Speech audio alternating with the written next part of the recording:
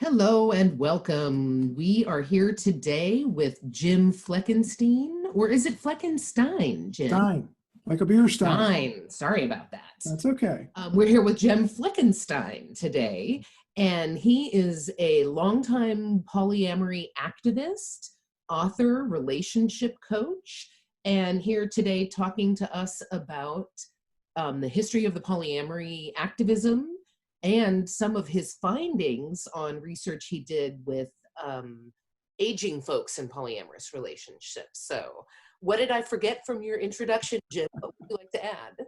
Oh my gosh. I left all my stack of hats in the other room. I worn many, many hats. This is, I'm kind of on my third or fourth career, depending how you look at it. But yeah, I've been involved in the consensual non-monogamy community, specifically mostly in the polyamory community since the late 90s. I'm a researcher as well as an educator, and as you mentioned, a coach, and for many years an activist in this community. So, worn a great many hats over the last 20 plus years.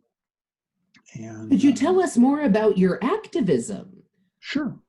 What have you done personally, and what do you think have been the triumphs and the failures of polyactivism over the years? Sure.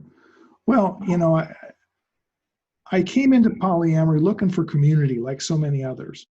And I found in my local area, I lived in the Washington, D.C. area, there wasn't community.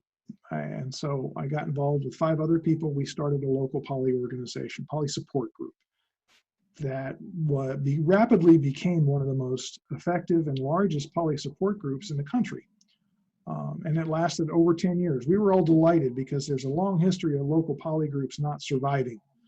They rarely survive their charismatic founder, whoever he or she may be.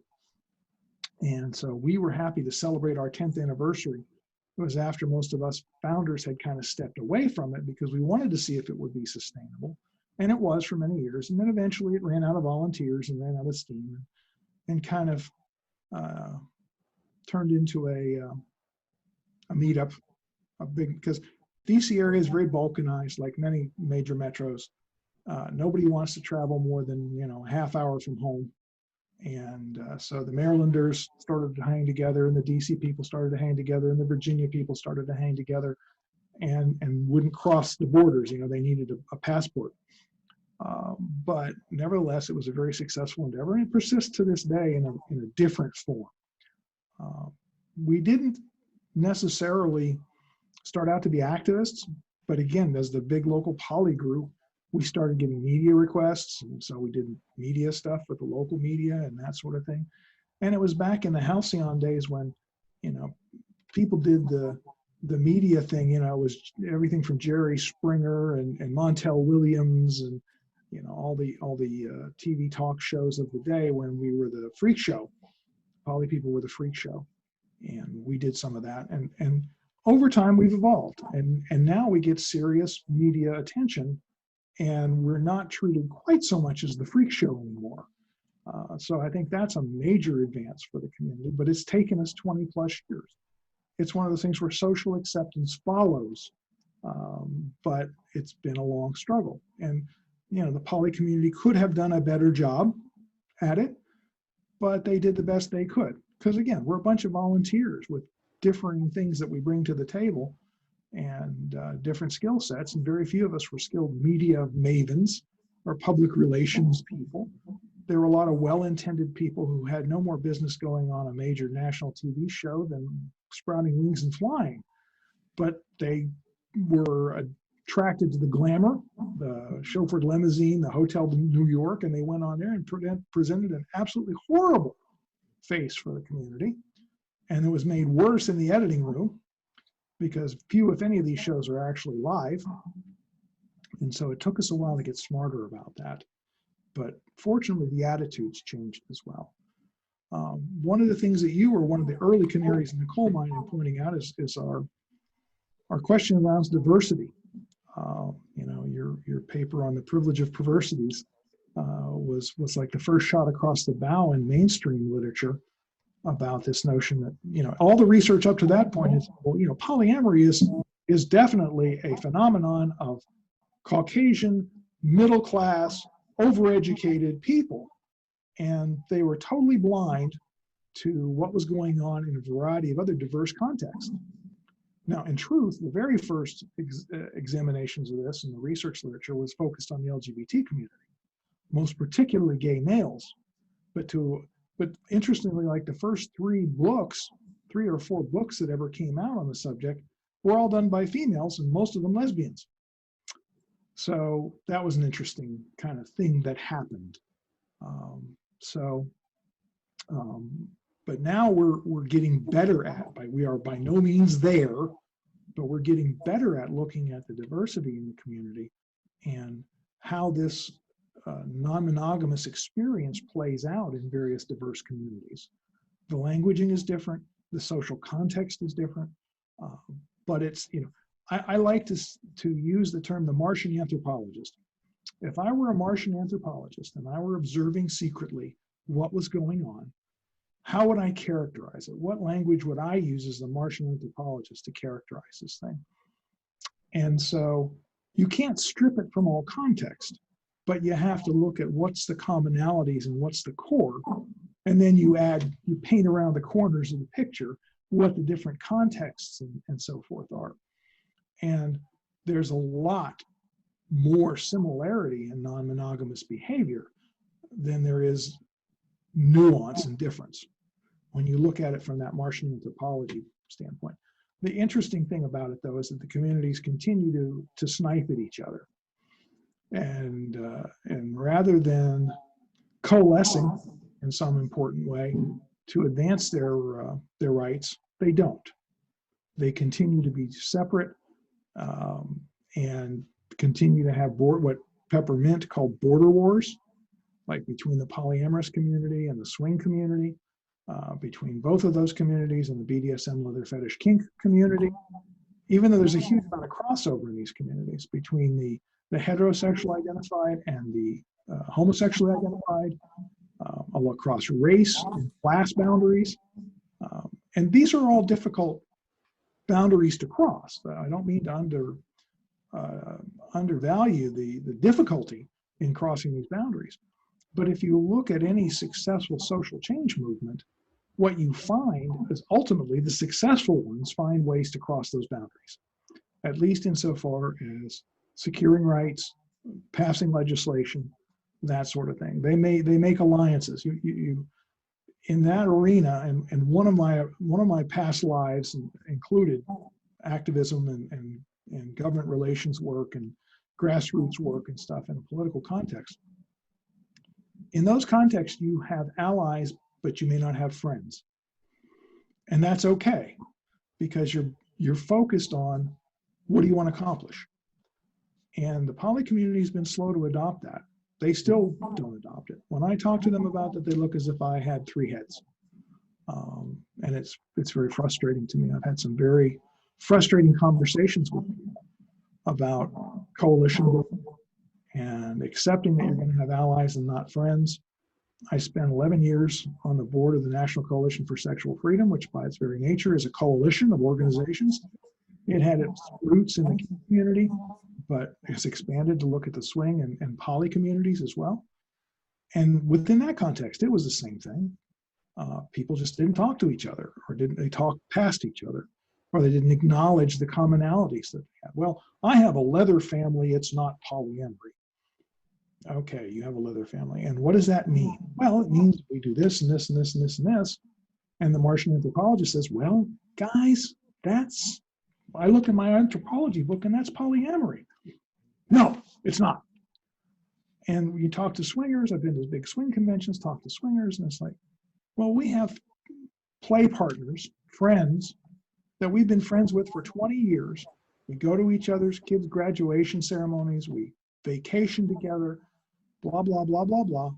But it's just the lifestyle. We don't say the L word. We don't love each other. Why not? Because in our world, when you say you love somebody, that creates jealousy and it destroys the whole structure of what we do. okay, Martian anthropologist says if you hang with somebody, you have these kinds of familial relations with somebody, you have deep and abiding feelings for somebody, what is that? And it has a sexual romantic component, however defined. Yeah, that sort of fits into this Martian anthropology book of some form of consensual non-monogamy, and it's close to polyamory. You know, there's a spectrum. I get that, but you know, but no, it's not. It's not. Like, oh, stupid polys are a bunch of bead-wearing hippie. And it's like, no.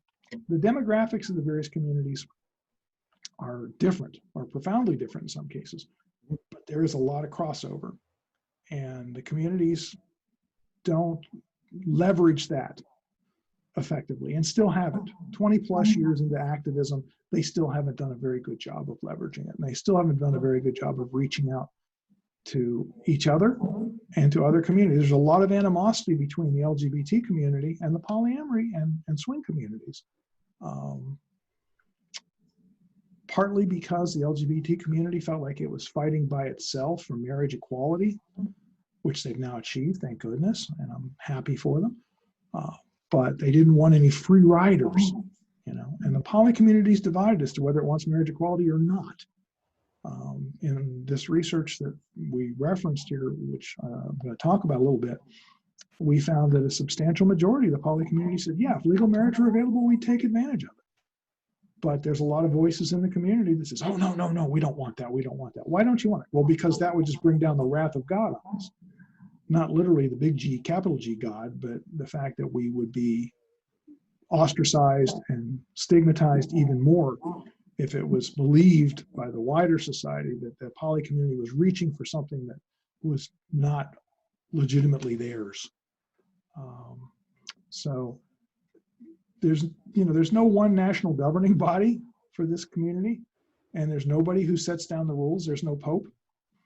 And so this community continues to be divided as to its aims and its interests and whatnot. There's a common thread of things that people say are wrong. You know, the difficulty in child custody is wrong. The discrimination in housing is wrong. The discrimination in medical care and insurance, health care is wrong. I did a major presentation on what I call the boss in the bedroom. And that talked about the LGBT community was very good at getting, before legal marriage, prior to 2015, recognition for same-sex domestic partnerships written into the benefits policies of many major corporations. But almost all of them had a poison pill. You had to swear that you were going to be exclusive. And under penalty of perjury, I'm exclusive. Well, we know from research that a substantial majority of gay male couples are not sexually exclusive. That may be changing, we're not sure yet. A fair number of lesbian couples are not sexually exclusive. And by definition, polyamorous and swing people are not sexually exclusive. So it's like, yeah, we can take advantage of the domestic partner benefits only if you're willing to perjure yourself about whether you're sexually exclusive or not. And that, you know, hit the floor with a thud. Nobody wanted to even think about that. And I said, you need to think about this. So, you know, it's been a very uneven path. We have made a lot of progress, don't get me wrong, but we've made some mistakes, and we continue to still self-balkanize ourselves in ways that are not helpful. I would agree. So you alluded briefly to some of your research. I'm really interested. You wrote what I thought was an outstanding paper on relationship satisfaction among older people in polyamorous relationships. Could you tell us a little bit about that? Oh, absolutely. That Daryl Cox, Dr. Daryl Cox, who was then only a master's student, and I did this back. Loving More, the National Polyamory Organization, approached me about doing a research survey of the community because they were having challenges around answering media questions about poly's interest in legal marriage. They didn't feel authoritative enough to address this, and approached me and Dr. Kurt Bergstrom, who had written a book on, it was called Swinging, but it was more about poly, to do some research around that. And I was happy to do it. I said, sure, as long as we can add some more stuff. And they said, sure. So Dr. Bergstrom and I, Kurt and I, put together a really substantial survey. And with Loving More's support, we put it out to the wider poly non-monogamous community. I enlisted NCSF's support, and they put it out through their coalition partners. I enlisted a bunch of my friends from the American Association of Sexuality Educators, Counselors, and Therapists to put it out to their networks. And at the end of the day, we got over 4,000 responses, which was the largest such study ever conducted. And it's like all convenient samples, it's not nationally representative. There's lots of caveats, okay. But still, it was the biggest chunk of what had ever been done. And then we found that Sexual and Relationship Therapy magazine was going to do a special issue on aging. So we extracted from that larger 4,000 plus sample a subsample of 502 people 55 plus and compared them to a sample of 723 drawn from the US General Social Survey. That was our control group. And wrote the paper that ultimately was published in that special issue and became a chapter in an academic book on sexuality and aging. And we found a bunch of really interesting things. The senior population in our survey was uniformly had more sexual partners, had more sex, and as a consequence of that, the cascade effect, we know that having more sex in any relationship is good for your health, and it's good for the relationship satisfaction, and obviously your sexual satisfaction. And lo and behold, all those things held true in our sample. They were substantially, statistically significantly more happy, healthier, more aware of the risk of STDs. They were getting STI tests, or at least HIV tests, at 3 times the rate of the comparable group in the general population. And one of the things that's out there in the epidemiological world, one of the greatest risk groups right now for STIs is the older population, the population that didn't grow up learning to use condoms and barrier protection and have the safer sex conversations. Because when you grew up in the 50s and 60s, you didn't have those conversations. But now you need to have those conversations. And there's Viagra.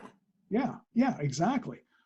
So it was a very heartening finding that, yeah, consistent with other research, the older non-monogamous community is just as sensitive and aware of the need for safer sex practices as the younger ones are, and that's essential. You know, and we checked whether they were happy in their relationships, and they were. They were as happy as the monogamous, ostensibly monogamous, because we know there's a lot of cheating that goes on, but of the ostensibly monogamous similar groups. And so there was no dissatisfaction with being non-monogamous. It didn't impede the quality of their relationships in any way, shape, or form. It contributed substantially to their positive outcomes, to their feeling healthier, happier, more sexually and relationally satisfied. So it was quite an important finding. And one of the things that was an important sub-finding that we want to tease out and work more on, we have a paper right now in review for Archives of Sexual Behavior on further expansion of from the whole data set. But we found that the unpartnered people, the singles, the divorced, the never married, the people that right now in the middle of this COVID crisis that we're in are most at risk for dangers of isolation and loneliness, and who have been singled out in the past as being significantly less happy and less satisfied with life and more at risk health-wise. We found that within our sample, the people who matched that demographic were significantly happier, having significantly more sexual interactions, significantly healthier than the comparable group in the general population. It wasn't super statistically robust because the sample size was small. But in the larger sample, I think we're going to be able to tease out more statistically significant data that's going to be very important for us to focus on. And we may do a follow-up study focusing on this age cohort, because it is especially salient right now with so many people being locked down and the medical community bracing itself for the next wave of COVID, but also the next wave of mental illness and poor mental health outcomes from loneliness and isolation. And we're not saying, yeah, everybody should be polyamorous because that solves your problems. But on the other hand, for those who are older and polyamorous, or non-monogamous at least, it seems to have a positive effect. So maybe you should think about it. Very interesting. Thank you so much for your time, Jim. Oh, happy to. Question for you. Yeah. If you had one piece of advice for counselors and therapists who want to be effective in serving CNM populations, and I realize you're not a therapist, you're a coach, which is a useful thing, but you do not claim to provide therapy. I don't want to make it sound like that. No, like I've said, you know, I'm not a therapist. I have no licensure or advanced credentials. I don't even play one on TV. On the other hand, for the last 18 years, people who have those credentials and are those things pay organizations to hear what I have to say. I've done 13 presentations for ASECT. I've done Society for Sexual Sex Therapy and Research, American Association of Marriage and Family Therapists. So those people pay attention to what I have to say. Not enough of them, unfortunately, but nevertheless, I try. That was one of my missions, was to reach out to those communities and help change that for the better. But so what kind of advice do you have for counselors and therapists about one piece to be effective? I think you have to check your prejudice at the door. I mean, right now I'm on the American Psychological Association task force, as I know you are too, on consensual non-monogamy, and we're working on developing outreach to the psychology community around this. But it's like, check your prejudices at the door, do your research, know what the research says, not what your enculturated beliefs are, and meet people where they are. I mean, I just, came out with a book. It's not about polyamory per se. It's derived from the experiences I've had working with polyamorous people and non-monogamous people for the last 20 plus years. But there's a lot of lessons in it for everybody who's in a relationship. And the book is called Love That Works, 38 Awesome Hacks for Amazing Relationships. You can find it at ltwthebook.com. And, in there I talk about a lot of these skill sets: communication, creating safe space for honesty within the relationship, mindfulness, mindful reasoning, and enhanced differentiation of self, all characteristics that polys exhibit in spades because they have to, but are helpful for anyone in any relationship. So definitely, I have that to share, and I encourage the therapeutic community, as I have for the last 18 years, to do those things, because I think it will help them, and it's gotten vastly better. One of the things that launched me into this was my intervention with a Johns Hopkins trained psychiatrist who insisted that I was pathological from the get-go. And I knew he was full of shit, pardon my language, but I couldn't prove it. And so that launched me into my research career, trying to find stuff to prove that he was wrong. And here I am 20 plus years later, teaching people about this. Well, thank you so much for your time, Jim. I really appreciate that. And good luck with your new book. Thank you. Appreciate it. And stay healthy. Do my best. I'm awesome. Staying home. Yes, good. Me too. All right. Take care, Ellie. Bye. Bye.